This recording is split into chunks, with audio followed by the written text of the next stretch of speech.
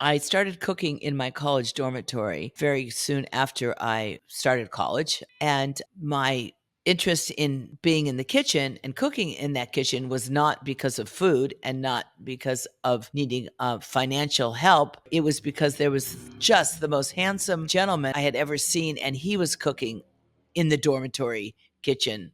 And so I told him I wanted to cook. I wanted to work in the kitchen, and how could I do that anyway? So I he needed somebody and he hired me, and I started cooking, and I started cooking out of cookbooks without any thought of where this will lead, except for hopefully in a relationship with him, which it did, by the way, for a short time. But it was such a moment that it still sticks with me to this day. I don't know how many years later, 50 years later, no, more than 50 years later, of standing in that very stark kitchen, meaning just kind of stainless steel and very institutional and nothing beautiful about it, and thinking, oh, I really do like this. And I think I'm going to be a cook for a living. And that's as far as my goal was being a cook and for a living, thinking that that's what I would do and it would end there. Because back then, the world of food was not what it is today. I mean, now at the restaurant, a table will call me over and they'll say, my 7-year-old wants to meet you because she's obsessed with you and she watches all your shows.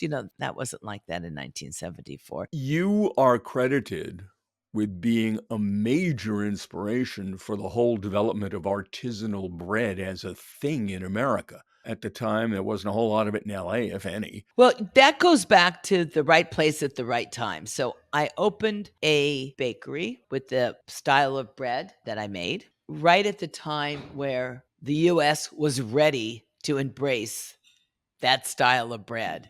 And so I got all that credit, which is great. It doesn't hurt. However, I did not invent bread, but I had the opportunity to be the pastry chef at a little restaurant that was going to be opening called Spago, with a chef that catered kind of to the stars in Los Angeles when he was at Ma Maison. But really, I didn't know him. His name was Wolfgang Puck. And it's like, should I really leave Michael's to go with Wolfgang Puck? And I really dragged my feet on that one, but I finally agreed to go. And really being there and being in the spotlight then is really what jump-started anything that became a success in my life, is that I really owe it to Spago. Why'd you take the risk? My future and then ex-husband, Mark Peel, was going to be the chef there. He tried to convince me to move, and I didn't want to do that. And so he did the next best thing, is he convinced my mother that I should go to Spago. And so she's the one that convinced me. So that's how I ended up at Spago.